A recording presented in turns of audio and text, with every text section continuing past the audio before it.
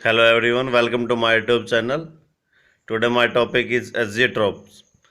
What is azeotrope? Azeotropes are binary mixtures having the same composition in liquid and vapor phase and boil at a constant temperature. Azeotropes meaning कि एक ऐसी stage किसी solution की जहाँ पर vapour phase और liquid phase यानी कि एक ऐसा टेम्परेचर सॉल्यूशन का जहाँ पर वेपर भी और लिक्विड स्टेट भी दोनों ही को एग्जिस्ट हो.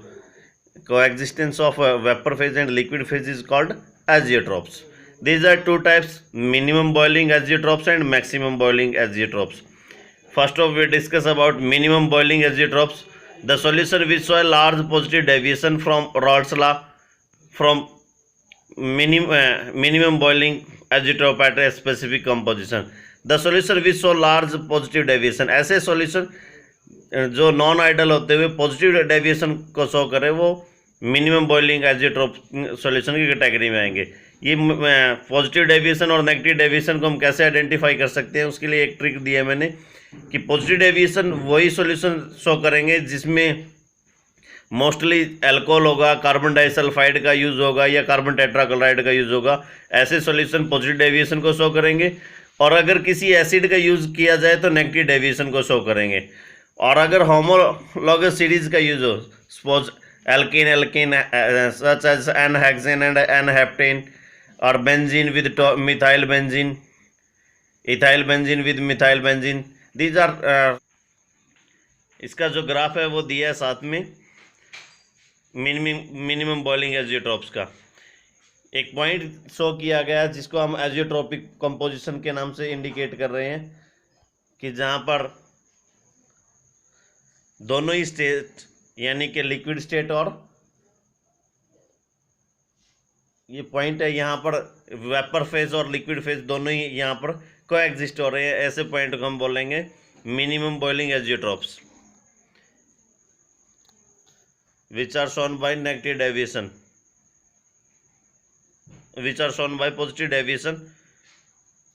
Maximum boiling azeotrope the solution that show large negative deviation, ऐसे सॉल्यूशन जो बहुत ज़्यादा नेगेटिव डेविएशन को शो करते हैं according to Raoult's law form maximum boiling azeotropes at a specific composition. वो उस वहाँ पर नेगेटिव डेविएशन वाले सॉल्यूशन मैक्सिमम बॉइलिंग एजियोट्रोप को शो करेंगे.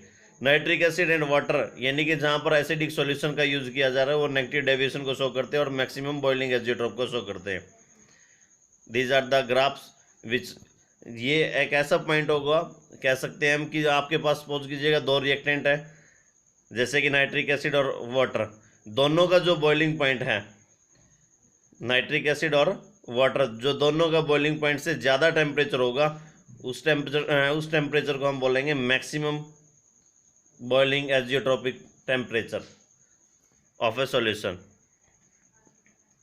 Now we discuss about solubility of a solid in liquid.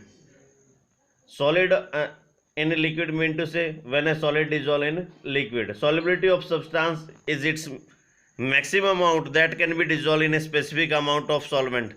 कि solubility किसी सब्सटेंस की वो होगी कि कोई सॉल्वेंट कितना ज़्यादा डिजोल्व हो सकता है किसी सॉल्वेंट के अंदर, मैक्सिमम अमाउंट, ज़्यादा से ज़्यादा कोई सॉल्यूट डिजोल्व हो सकता हो सॉल्वेंट में, वो उसकी सॉल्युबिलिटी होगी. जब तक हम किसी सॉल्यूट को ऐड करते रहेंगे तब तक वो सॉल्यूशन अनसैचुरेटेड सॉल्यूशन कहलाएगा, जब तक उसमें हम सॉल्यूट ऐड कर सकते हैं.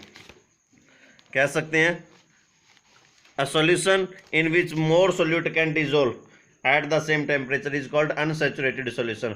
और एक ऐसी कंडीशन आ जाएगी जब हम डालते रहेंगे. सपोज कीजिएगा हम वाटर एंड शुगर सॉल्यूशन लेते हैं, हम चीनी को डाल रहे हैं पानी के अंदर, वो डिजोल्व हो जाती है, और डाल लेंगे डिजोल्व हो जाती है, और डाल लेंगे. एक टाइम ऐसा आएगा कि जब चीनी घुलना बंद हो जाएगी, डिजोल्व होना बंद हो जाएगी, तब हमारा जो सॉल्यूशन बनेगा वो सैचुरेटेड सॉल्यूशन होगा. Solution in which no more solute is added is called saturated solution.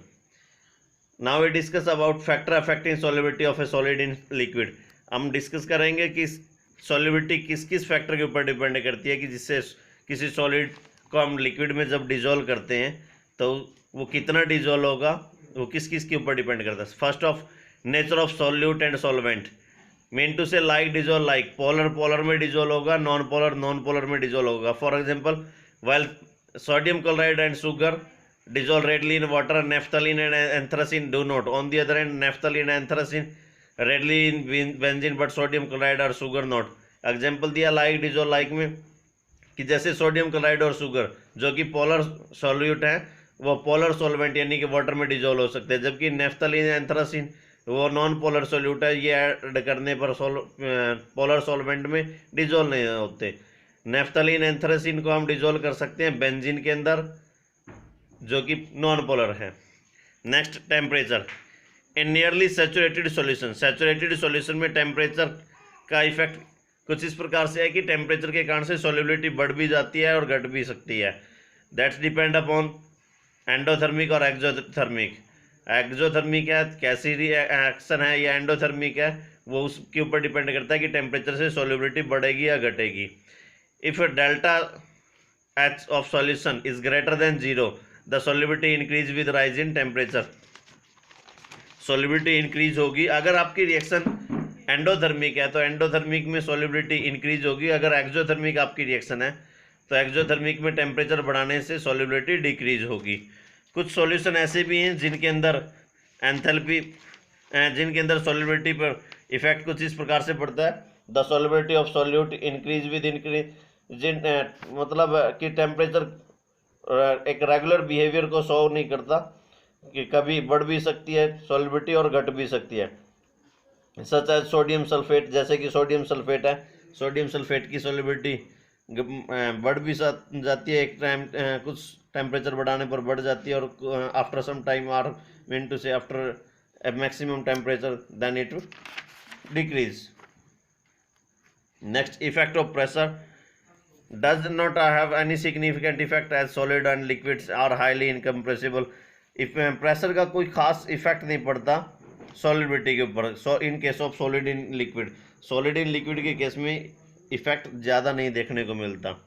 In case of solidity in gases it can be seen effect of pressure. Thanks, like share subscribe and comment for any question query.